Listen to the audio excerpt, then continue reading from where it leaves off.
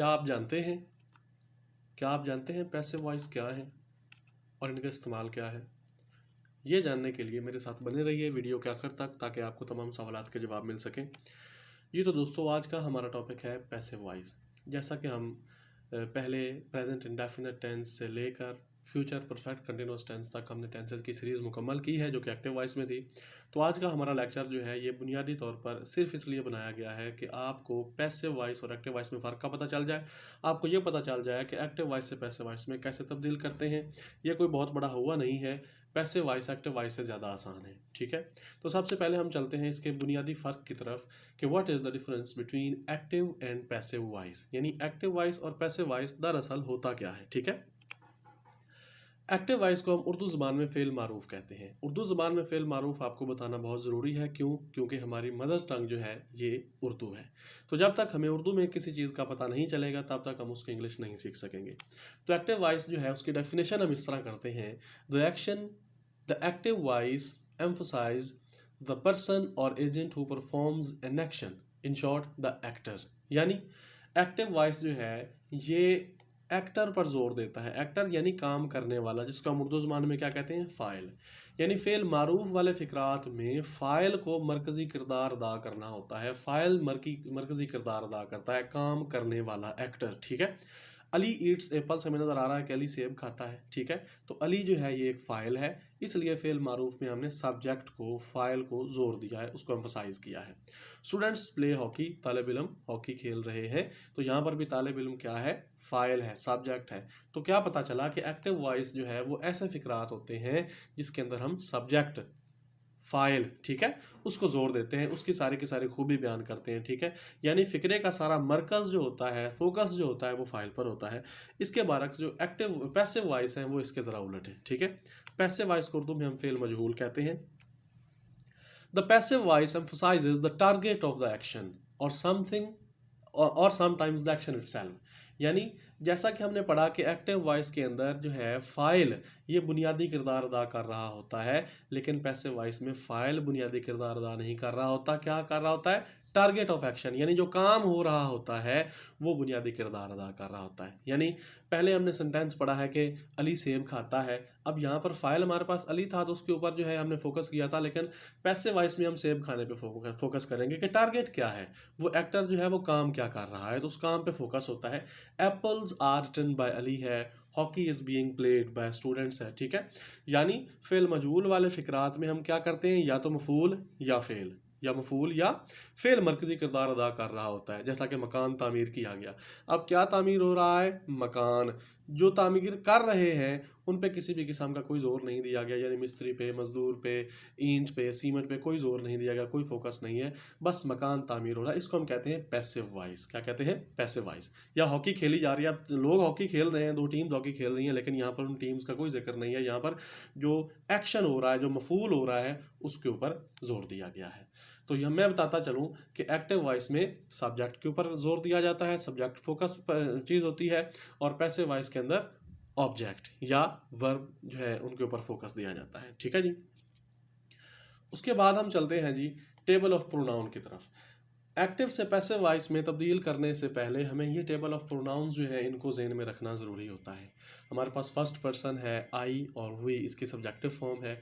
Objective form इनकी मी और अस है बिलतरतीब, और पोजेसिव फॉर्म इसकी माइन, माई और आवर है। उसके बाद सेकंड पर्सन हमारे पास यू है, ऑब्जेक्टिव फॉर्म भी इसकी यू है, पोजेसिव फॉर्म इसकी योर और योर्स है। इसी तरह जब हम थर्ड पर्सन की तरफ चलते हैं तो ही, शी, इट और दे हमारे पास सब्जेक्टिव फॉर्म है इसकी, हिम, हर, इट और देम तरतीब के साथ ही ऑब्जेक्टिव फॉर्म है, और हिज, हर, इट्स और देयर हमारे पास पोजेसिव फॉर्म है जी। तो आगे हम चलते हैं common rules to convert active into passive for kind of sentences. यानी हर किस्म के टेंसेस के लिए कुछ ऐसे कवानीन बने हुए हैं, कुछ ऐसे असूल बनाए गए हैं जिनके ज़रिए हर किस्म के टेंस को आप एक्टिव से पैसिव में तब्दील कर सकते हैं। मतलब पहले हम जो है इंडेफिनिट के अलग से रूल कर रहे थे, कंटिन्यूअस के अलग से रूल कर रहे थे, परफेक्ट के अलग से रूल कर रहे थे, लेकिन यहाँ पर कुछ रूल्स ऐसे हैं जो कॉमन है। यानी हर किस्म के टेंस को एक्टिव से पैसिव में कन्वर्ट करने के लिए ये काम आपको लाजमी करना पड़ते हैं। और वो काम क्या है? सबसे पहला काम हमारे पास क्या है, यानी जब आप when you convert active into passive always use third form of verb. यानी ये तो अंडरस्टूड बात है कि इंग्लिश लैंग्वेज के अंदर कोई भी पैसिव वॉइस, चाहे वो प्रेजेंट का हो, चाहे वो पास्ट का हो, चाहे वो फ्यूचर का हो, इंडेफिनेट, कंटिन्यूअस, परफेक्ट हो, कुछ भी हो, इंपेरेटिव सेंटेंसेस हो, कोई भी सेंटेंस हो, जब आपने उसको एक्टिव से पैसिव में तब्दील करना है तो आपने हमेशा वर्ब की थर्ड फॉर्म इस्तेमाल करनी है। ठीक है, इसमें किसी टेंस का कोई रोल नहीं है। ये एक पैसिव का असूल है कि तीसरी फॉर्म इस्तेमाल होनी है, टेंस चाहे जो भी हो। मैंने जैसा कि आपको पहले बताया कि ये चेंजिंग्स आपने हर टेंस में सेम रखनी है, तब्दील नहीं करनी। दूसरी बात हमारे पास क्या है, always use objective form of subject at the end, यानी फिक्रे के आखिर पे हमने सब्जेक्ट की ऑब्जेक्टिव फॉर्म लिखनी है, हर फिक्रे के आखिर में लिखनी है, चाहे वो कोई भी फिक्रा हो। उसके बाद always use by after verb except four verbs, यानी जब भी आपने वर्ब की तीसरी फॉर्म इस्तेमाल करनी है तो उसके बाद आपने बाय का इजाफा करना है। लेकिन 4 वर्ब्स ऐसे हैं जिनके बाद आपने बाय का इजाफा नहीं करना। वो 4 वर्ब्स कौन से हैं जी? तो वो 4 वर्ब्स हमारे पास हैं लैंड, सेंड, मैरी, नो। ये 4 वर्ब्स अगर एक्टिव वॉइस सेंटेंस में आ जाएं तो आपने वर्ब के बाद बाय का इजाफा नहीं करना। तो करना क्या है, आपने वहां पे टू का इजाफा करना है, यानी जहां पर आपने बाय लिखना था वहां पर आपने क्या लिख दिया है, टू। तो ये 3 चीजें मैं आपको दोबारा बता देता हूं कि आपने पैसिव वॉइस में थर्ड फॉर्म ऑफ वर्ब इस्तेमाल करनी है, ऑब्जेक्टिव फॉर्म की जगह पे आपने सब्जेक्ट इस्तेमाल करना है फिक्रे के एंड पर, और हमेशा वर्ब के बाद आपने बाय का इस्तेमाल करना है। सिर्फ 4 वर्ब्स ऐसे हैं, लैंड, सेंड, मैरी और नो, मैंने आपको बता दिए हैं। इनमें आपने इनके बाद आपने टू का इजाफा करना है। ठीक है जी। अब हम एक्टिव वॉइस के बेसिक स्ट्रक्चर की तरफ चलते हैं। एक्टिव वॉइस जैसा कि हम पढ़ चुके हैं कि सबसे पहले हमारे पास सब्जेक्ट होता है, उसके बाद हमारे पास हेल्पिंग वर्ब होता है, उसके बाद हमारे पास मेन वर्ब होता है, उसके बाद हमारे पास ऑब्जेक्ट होता है। ठीक है, तो ये हमारे पास क्या है, एक्टिव वॉइस सेंटेंस का एक स्ट्रक्चर मैंने आपको बताया। और ही स्पीक्स ट्रूथ, वो सच बोलता है। अब इसके अंदर हेल्पिंग वर्ब हमारे पास मौजूद नहीं है, प्रेजेंट इंडेफिनिट टेंस के अफर्मेटिव सेंटेंसेस में कोई हेल्पिंग वर्ब नहीं होता। ठीक है, तो फिक्रे की तरतीब वही है, ही हमारे पास जो है वो सब्जेक्ट है। ठीक है, इसी उसके बाद स्पीक्स हमारे पास जो है वो वर्ब है, और ट्रूथ हमारे पास क्या है, ऑब्जेक्ट है। तो जब हम चलते हैं पैसिव वॉइस के स्ट्रक्चर की तरफ, तो पैसिव वॉइस का स्ट्रक्चर बस 2 चीज़ों की तरफ से चेंज है। हमने सब्जेक्ट को ऑब्जेक्ट की जगह पे लिख देना है और ऑब्जेक्ट को सब्जेक्ट की जगह पे लिख देना है। इसकी एक कंडीशन है, क्या कंडीशन है कि ऑब्जेक्ट जो है ये हमारे पास, इसकी हम सब्जेक्टिव फॉर्म इस्तेमाल करते हैं। ठीक है, अगर तो कोई नेम आ जाए, कोई प्लेस आ जाए, यानी स्कूल है, असलम है, अकरम है, हॉकी है, तो फिर हम उसको वैसे ही लिखते हैं क्योंकि उसकी सब्जेक्टिव और ऑब्जेक्टिव फॉर्म सेम होती है। लेकिन अगर जो है ऑब्जेक्ट जो है उसकी सब्जेक्टिव फॉर्म बन सकती हो, तब हमने उसकी सब्जेक्टिव फॉर्म बनानी है और उसको शुरू में लिखना है जब हम एक्टिव से पैसिव में कन्वर्ट कर रहे हो। उसके बाद जो सब्जेक्ट एंड पर लिखा है उसकी हमने हमेशा ऑब्जेक्टिव फॉर्म इस्तेमाल करनी है, क्योंकि सब्जेक्ट जो है वो ज़्यादातर प्रोनाउंस की सूरत में होता है, ही, शी, इट वगैरह होता है, तो उसको हम as it is he, she, it नहीं लिख सकते। उसको हम क्या लिखेंगे, उसकी ऑब्जेक्टिव फॉर्म में लिखेंगे। उसको हम जो है हिम लिखेंगे, उसको हम जो है यू लिखेंगे, उसको हम जो है मी लिखेंगे। ये उसके जो है जो भी रेलेवेंट जो सब्जेक्ट होगा उसके हम ऑब्जेक्टिव फॉर्म लिखेंगे। तो एग्जांपल हम देखते हैं उसी सेंटेंस की, एक्टिव वॉइस जो था हमारे पास, उसी सेंटेंस का हम पैसिव कन्वर्ट करते हैं, truth is spoken by him. तो ट्रूथ हमारे पास क्या था, ऑब्जेक्ट था, जिसको हमने उस स्ट्रक्चर के मुताबिक शुरू में लिखा। उसके बाद उसके साथ हमने हेल्पिंग वर्ब इस्तेमाल किया, इज इस्तेमाल हो रहा है। ठीक है, उसके बाद हमने वर्ब की कौन सी फॉर्म, जैसे मैंने आपको पहले बताया कि वर्ब की थर्ड फॉर्म इस्तेमाल होनी है। ठीक है, उसके बाद वर्ब के बाद हमने बाय का इजाफा किया और सब्जेक्ट की कौन सी फॉर्म लगाई, ऑब्जेक्टिव, यानी सब्जेक्ट हमारे पास ही था, ही की ऑब्जेक्टिव फॉर्म हमारे पास क्या हो गई, हिम। तो ये हमारे पास एक ब्रीफ सा स्ट्रक्चर था जिसको हमने अच्छे तरीके से किया है। उम्मीद है आपको इसकी समझ आई होगी। चलते चलते अगर आपको इसकी समझ आई है तो मेरा चैनल सब्सक्राइब कीजिए, वीडियोस को लाइक कीजिए। ग्रामर पोर्शन को समझने के लिए, किसी भी किस्म के कोई सवाल के लिए आप कमेंट बॉक्स में मुझे इन्फॉर्म कर सकते हैं, मैं आपको आपके हर सवाल का जवाब दूंगा। आगे हम चलते हैं जी।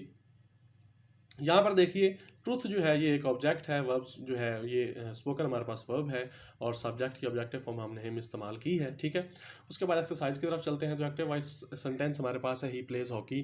जैसा कि हम जानते हैं कि he plays hockey present indefinite tense का सेंटेंस है। कैसे पता चला, वर्ब की फर्स्ट फॉर्म के साथ एस इस्तेमाल हुआ है। ठीक है, तो जब हम इसको पैसिव वॉइस में कन्वर्ट करेंगे तो फार्मूला हमने पहले देखा हुआ है कि हमने सबसे पहले क्या इस्तेमाल करना है, ऑब्जेक्ट। यहाँ पर ऑब्जेक्ट क्या है, हॉकी, हमने हॉकी लिखा।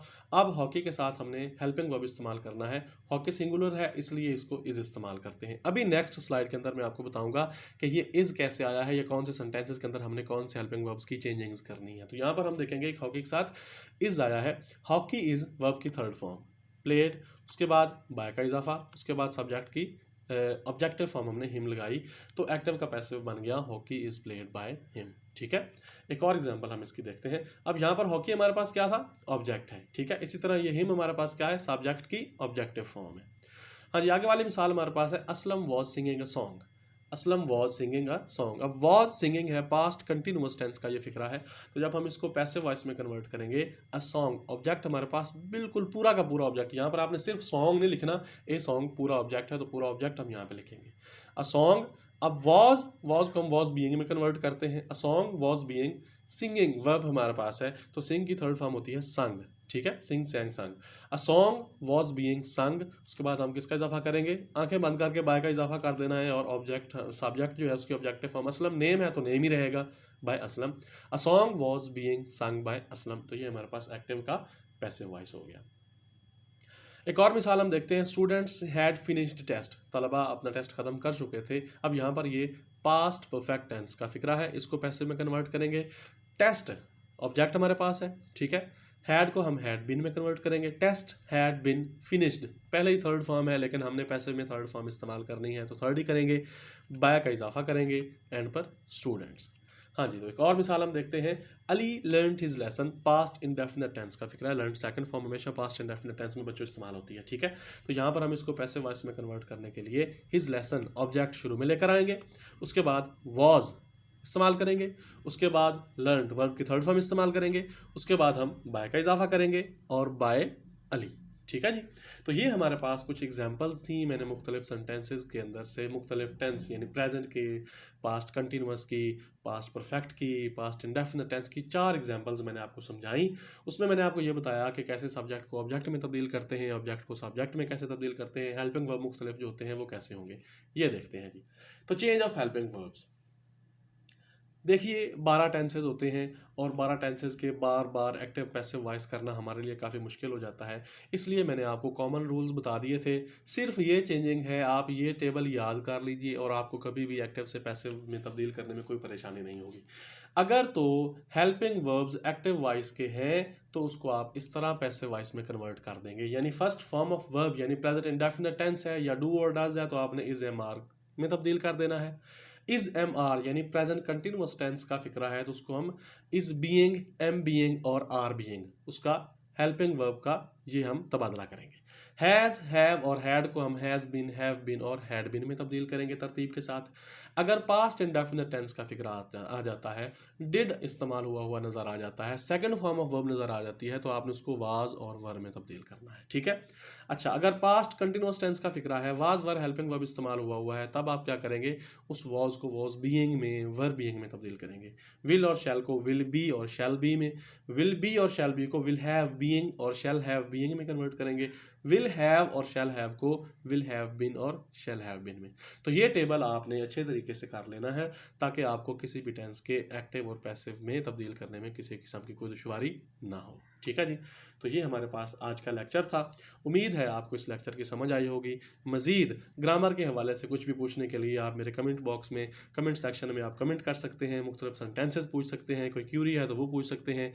नेक्स्ट लेक्चर के अंदर हम इंपेरेटिव सेंटेंसेस और लेट का इस्तेमाल सिखाएंगे, डबल ऑब्जेक्ट वाले सेंटेंसेस जो हैं वो करेंगे। तब तक दुआ में याद रखिए, अल्लाह पाक आपका हामी होने के बान हो। अल्लाह हाफिज़।